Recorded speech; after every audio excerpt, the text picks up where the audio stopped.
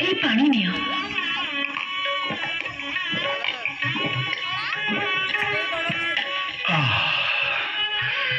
कि शांति कि तृप्ति। भगवान तुमर मंगल करंतु। अतिथि बसिया पे मृगछाला पारिते सारिया भोक मेंटेया पे किछि फलमूल आनिते आउ आसीबार कारण पचारी भी कर्म बाट बड़ा नहिले ए कंटा झुंटा भरा दुर्गम साबरपल्ली को केही कोन आसे। सारिया ठीक कहिछि ललिता। केउ एक अदृश्य शक्ति मते निकांचन अरण्य को बाट कड़ी नहीं आसिला। सतरे से कथा भाविला बेलको मते मते खूब आश्चर्य लगे। ए निया गोसेई सबर घरर ए सामान्य कंदमूल छड़ा तम भोजन लगे आउ हमर किछि नै। तुमर स्नेह आदर भरा अतिथि चर्चा मोर चिरदिन स्मरण रहिबो। किंतु कोन हेला गोसी? ना गोटे कथा पचारिबाको भाबुथिली जे। कथा की कथा? पचार गोसी। कुह सत कथा मते गललिता मनरु जाऊ संदेह। नदी संति जड़े पुरुष ए घरे लागे ना तुमको भय गो किए अछि तुमर परिचय दियो ताहांकर गो किए अछि तुमर।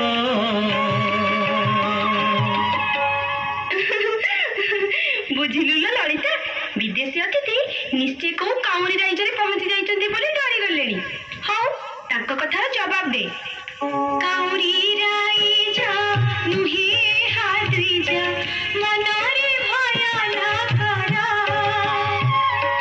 निरापद स्थाने पहुंची छ तुमी सवार राजा घर दे मोर नाम ललिता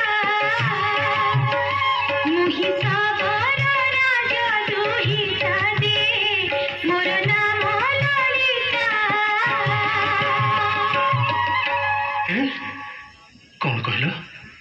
कौन कहल ललिता?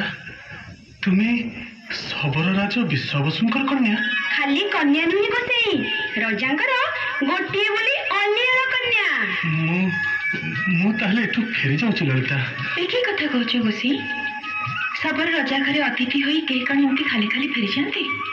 तुम एठु फेरी जीवा कथा सुनिले बापू मते निश्चय गाली देबे।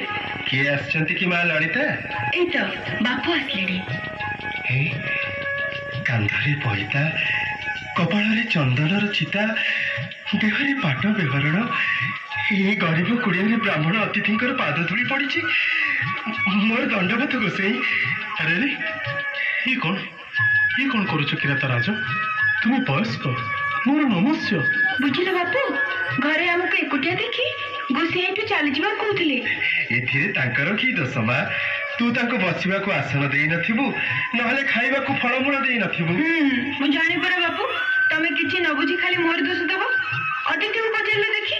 ललितार स्नेह आदर भरा अतिथि चर्चार तुलना नहीं किरात राज। हाँ से कथा परे गोसाई को कुड़िया भीतर को नहीं जा ललिता। मु जाई ताको पई किछि फळमूल नहीं आसे। आउ ठिया हेलो काहे की गोसाई? आम जेमा को आउ जदी गाली सुनिबा को इच्छा न थाए तेरे सबर कुड़िया रे पाद धुली देई हमको टिके कृतार्थ करतु।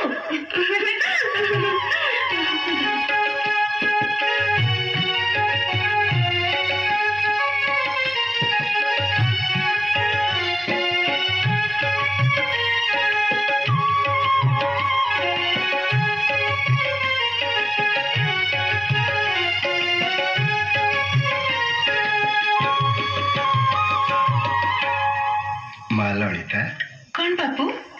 विद्यापति खूब भल मनीष ना? हाँ केमती जानबी जे? आम घरे से एते दिन हैला अतिथि हेलेनी तो साथी पहाड़ जंगल बोली देखुचंती। तू कौन किसी ठौरी पारनु? से खूब शांत शिष्ट नम्र आ पंडित नुहे।